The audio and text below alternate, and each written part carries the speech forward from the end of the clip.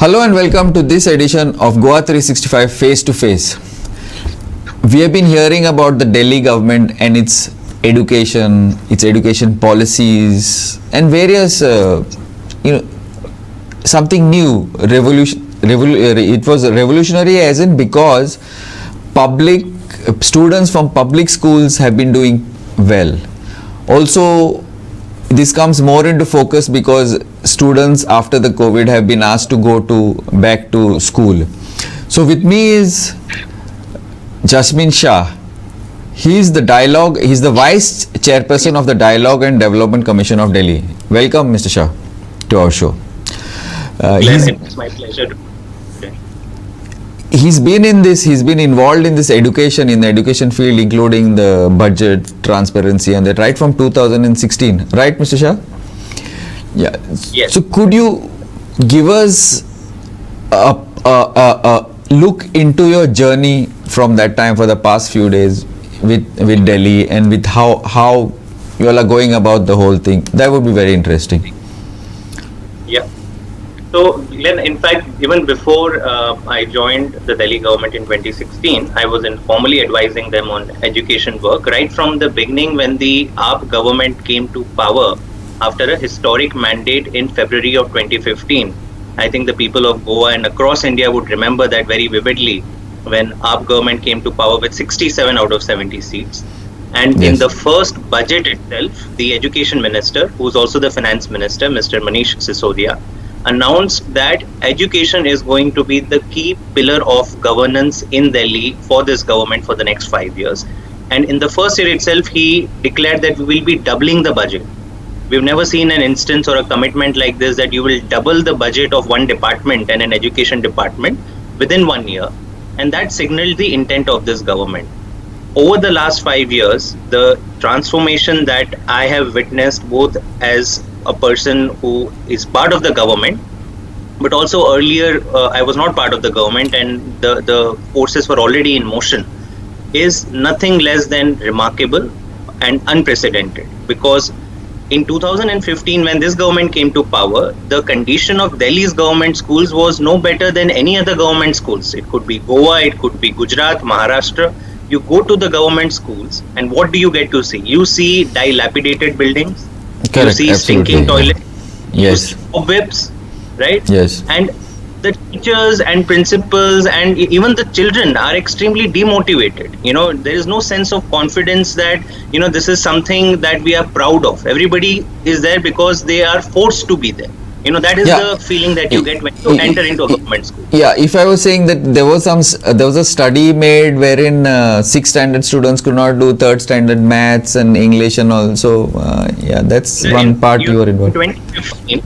In 2015, soon after this government took over, we did an evaluation just to check how many of standard 6 students could read their textbooks. So Okay. just so that the viewers understand, standard 6 to standard 12 is primarily catered to by the Delhi government schools, which is the state government. We also have municipal corporations and bodies which are BJP ruled, and they cater primarily to the up to 5th standard. Okay, so first to 5th standard.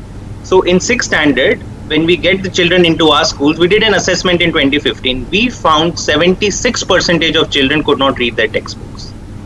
That was the harsh reality of how many children could not even read textbooks. Forget about thinking them skills like critical thinking, advanced mathematics and stuff. So we started from there, and we realized that this will not sort of, by changing a few things here and there, nothing will happen. You need to reform the entire system. And what has happened in the last 5 years, as you will see today now, Delhi government schools are performing better today than private schools. This year, Glenn, you may have noticed, 12th standard results of Delhi government schools were 98%. Which is amazing. Yes. Yes. And this is much better than private schools. There are many government schools where we are seeing children who are leaving private schools and coming to Delhi government schools. Why? Because you get completely free education. You get world-class sports facilities. Many of our schools today have swimming pools, astroturf, synthetic tracks, and you get very high-quality education. Teachers are motivated. There are parents who are involved in managing the schools through SMCs. So the entire ecosystem has completely changed, and you see that today in the confidence with which our children in government schools are clearing competitive exams. Just few days Okay. back we got I see. to hear that 500 children of Delhi government schools have cleared JEE examinations, the main JEE papers. That's a lot. Normally yeah. from government schools, you see that result. So there are multiple markers of success, and it's been a combined effort, but most importantly, a success of political will of the AAP government. And it shows that I just want to make a small point. I just want to know the now AAP has been in power now for how many, 6 years, 7 years approximately? Yeah, six. This is 6 years. We just finished our first 5-year term. Yes. If and now I in discount the government, we got a full 5-year term, Yeah. and now we are into our second term. Just 6 months finished in the second term, so five and a half years. Okay. Now before this, who was in power? BJP or Congress? Who was in So- power before you? So for 3 terms, Congress under late Miss Sheila Dikshit was in power. So for 3 Okay. terms, for 15 years before AAP, Congress was in power, and before that we had BJP in power for 5 years. Okay, fine. I just wanted to, because this issue now, even in Goa, education, it's quite an issue. You are talking about the public schools in Delhi. The public schools in Goa, many of our schools don't have roofs. We don't. I don't know. We don't have teachers. We don't have students because nobody wants to go there. And even our private schools don't have such facilities. Yeah, Mr. Shah. Yeah, go on. Yeah, and as I told you, Glenn, this was exactly how we inherited the system in 2015. Nothing Okay. different. Every year we were seeing that the children were reducing. Even today, you see 2 parallel systems in place in Delhi. As I said, the primary system is catered to by the corporations managed by BJP. Year on year over there, the children are decreasing. Children are leaving government schools and joining private. So even the poorest of families who cannot really they are really struggling to manage their households are saying that no, first we will invest in the education of the child and send them to private schools because government schools are no good. But when they come to standard 6 children, parents are pulling children out from private schools and sending them. And I think that is the victory and that is the success that we really cherish. That if we can educate every child of this country, not the top 5 or 10% who have the resources to go to the best private school, but if we can educate 95% or 100% of our children, we will be a developed nation, and that is the vision we are working towards. Now, what is the present situation? How have you all reached this stage? Have you all reached this contemporary situation in Delhi? If you could give us, in short, of course, Yeah. would be nice.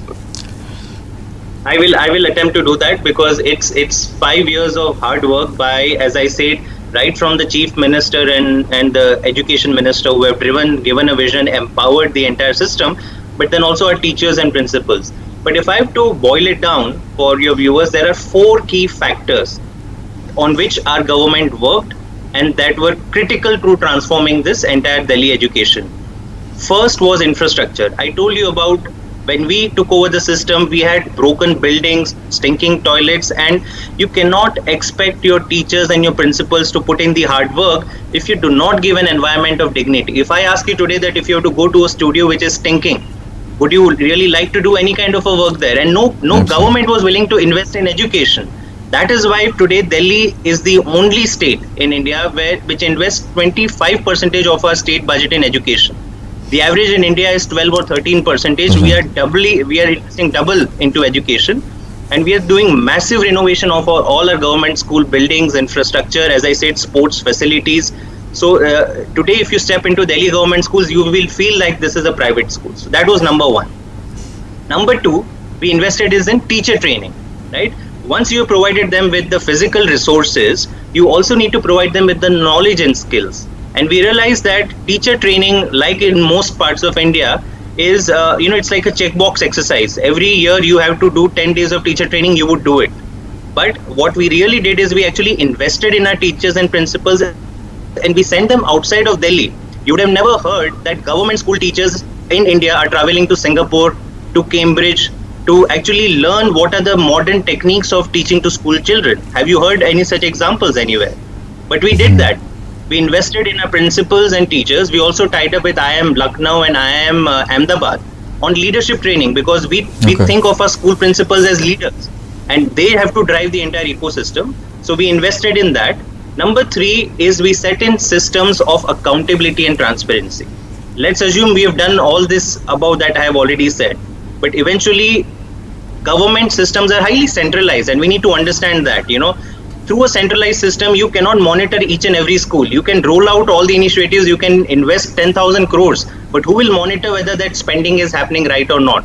So we empowered the parents. We actually constituted school management committees through elections among parents, and we also gave them discretionary grants so that parents could decide whether a window pane needs to be, you have to put money on window pane, or you have to hire an extra school teacher if there is absenteeism in the school teachers. That was very important. Fourth and final critical component, I would say, is investing in curriculum reforms. And this is very important, because at the end of the day, why do we send our children to schools? To learn, right? Not to sort of sit in a beautiful building. And if you do not focusing on the teaching activity inside our schools, then you're not achieving much. And we did multiple reforms. We created cadres of mentor teachers. We initiated something called the happiness curriculum, by the way. And this is really remarkable, because this is the first such school system anywhere in the world where there is a mandatory happiness class at the beginning of every day for 45 minutes. Where could you go into details? Mindfulness. Could you go into details, a few details, because we've heard about happiness index, and we've heard of Bhutan, and also now this happiness, it sounds interesting. Could you go more into the idea is very simple, Glenn, that, there is a race to the top. There is a race to really just get marks and this is our education system, private or government. Everything is about marks. What did you get in 10th or 12th? But eventually, we know as human beings, you are seeking happiness. And can we teach our children as to what does happiness mean, and to teach critical skills like mindfulness, critical thinking, empathy, and how to manage your relationships with your fellow, friends, with your family, with your relatives, and very day-to-day kind of skills. So children love it, because there is no textbook, there is no examination, and there is no homework. You just need to come for 45 minutes. First 45 minutes of the class, you first start with meditation exercise, and then everything is activities that the teachers conduct with the children. So this curriculum was designed very rigorously. We took experts from around the world, and our teachers sat down together for 1 whole year. We prepared this, and His Holiness the Dalai Lama came to the inauguration of the happiness curriculum program of Delhi government, which we are very proud of. And over the last 2 years, this has become a hallmark. Any class teachers and children say you can skip if there is, if you have to curtail the classes, but everybody says do not cut the happiness class. Today it is being studied by Harvard University on what is the impact of happiness class on the achievement and the performance of our children. So it's important. Why it's important? Because ultimately this initiative with many of other it's important. I feel it's important. It makes a lot of practical sense, because ultimately you have to deal. You live in society. You have to live with society. You have to live, and that is something that I have never heard of this, at least in schools. If you when you study a little bit of psychology, then they'll talk about mindfulness, and then they'll talk about meditation. Or when you go to you watch Baba Ramdev's, then you talk about meditation or something. But this is something very, very interesting. Mr. Shah, we have run out of the first half. We will get back to you. Please stay with us.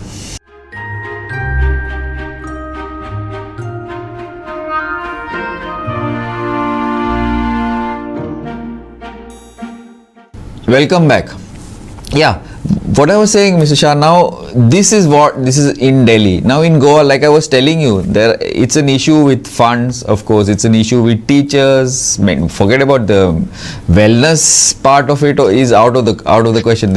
I don't think our teachers have even heard of it. But the basic infrastructure and all is bad. Teachers, and now we're also having a major problem because of these online classes because of COVID and all that. So could you tell us, what could be the solutions that we need to possibly reach at least the achievement level of the students in public schools in Delhi, according to you, from an outside perspective? I genuinely believe what you need is political intent. Everything else is going to follow. Because what we did in Delhi is not rocket science. We spoke to our principals, we spoke to our teachers, we told them, what do you need from us? You tell us. But then we will demand that you teach our children and you teach them as best as you can. And the entire sort of series of things that we have done in Delhi is open for anyone to study. There are many state governments that have sent their delegations to Delhi government schools, and we welcome a delegation even of the Goa government. But the beginning is that do you have the political intent to really take the bull by the horns, spend the amount of money and budget into government schools rather than on fancy infrastructure projects, which don't help children, which don't help the future sometimes. But education has to be prioritized above everything else. Everything else is going to follow. And again, I say this is no rocket science.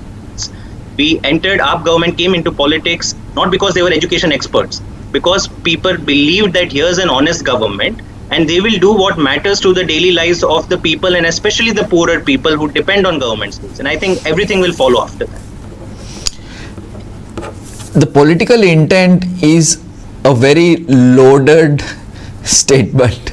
Now, ultimately, political intent, when you mean to say, is it the government's will to put in the money or to see that the systems and reforms are implemented? Why I'm asking you this is because now there's a new education policy after so many years. So after this answer of yours, depending on the answer, then we'll move on to that, because I want to move on to this online education and the new education policy. So the first part of the question. Yeah. So again, as I said, political intent starts from putting the resources, but it doesn't mean, you put resources, but if you do not know on what to put the resources on. I just described to you 4 factors that were critical in the reform journey of Delhi. In Goa, there could be 1 or 2 other factors. Okay. All of that will, be understood if the political leadership engages with the system. You talk to your teachers. I would ask how many of the chief ministers or the education ministers would have gone and attended classroom on a daily basis. Our education minister goes on a random visit to one government school every day morning at 7 a.m. and he sits in the class and he talks to the teachers, he talks to the student. Spend time. People will tell you the solutions, right? These are teachers who have been spending 20-25 years in the classrooms, and there are many experts who will also come and help support. So when I say political will, it is not just money, but it's the seriousness and the intent with which you get going on solving the problem. And there are many examples to learn from. Delhi, as I said, is very open. We will share all we have learned with Goa, and nothing is rocket science, but the political leadership really needs to make this a priority. We just had a program the other day, couple of days.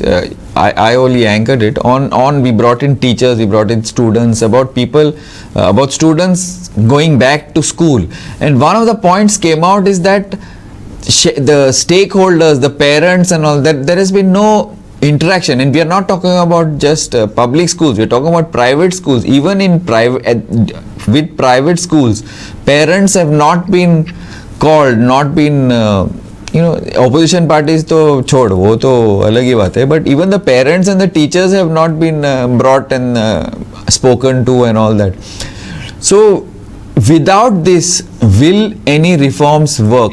I'm sure good intentions are there, but the implementation without the stakeholders' views and cooperation, is it possible for anything to work? I don't think so, and I think we have to think of education as something that the society will need to work together if you really have to provide best education to the children. I'll tell you in Delhi in a very interesting incident. So as I said, we connect to our school. So we have school management committees, but we also have this parent-teachers meeting that happen 4 times a year at a very large scale, where the government advertises, does radio campaigns to actually invite the parents to come inside the schools, and 70 to 80% parents show up and meet their teachers 4 times in a year. I'll give a very interesting example. One of the teachers in government schools, after a parent-teacher meeting, and when the minister asked you, how was your experience, she cried in front of the education minister, and the minister asked, why are you crying? And she said that all this while, the child of this parent who was sitting in my class would come in shabby clothes, would not pay attention. And I would always blame that their parents don't care about the child and don't want to educate him or not putting enough focus. Today I met his parents, and his father leaves the home at 5 a.m. in the morning, does 4 different jobs, and comes home at 12 in the night, because that's the only way he can put bread on the table. And how can I was wrong in questioning how this parent loved the child. And now I understand that this is my duty as well, and not just the parents. So these connections are now happening between parents and teachers, and they are jointly invested in improving the education. This was never happening earlier. Yeah. Could you now, with this COVID situation, how are you all managing the connectivity issues and all that online education? Any specific reforms, any specific programs or decisions have been taken on this? Yeah, see, this is a tough time for schools, and especially public school systems across the world. And we know that even in a place like Delhi and Goa, which has relatively better per capita incomes than other parts of the country, not all parents have access to a smartphone or a digital device where you can do online classes. So at one level, yes, 70 or 80% of our children are regularly attending online classes. We put that system in place, but we also put this semi-online system wherein those parents or children who cannot access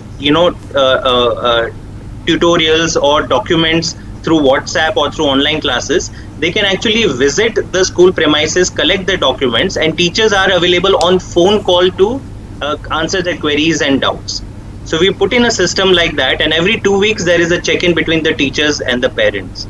So again, I would not say that this is a perfect system, but teachers, government leadership, as well as parents, we did meetings with parents to actually find out what is the best system that would work.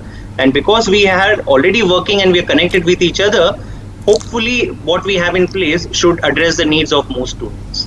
So basically, you all are not pushing for people, for all the students to come to schools and attend classes. No, not at all.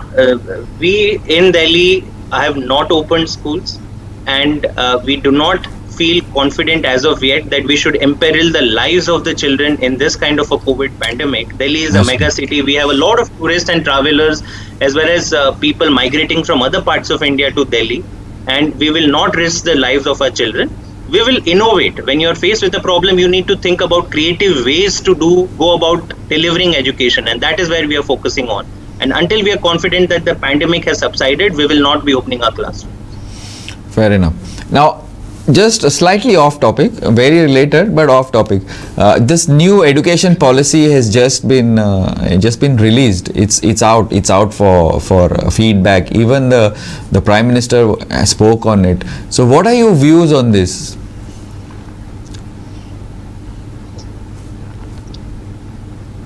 Glenn, first I must credit the fact that the policy has tried addressing many areas that are important to education.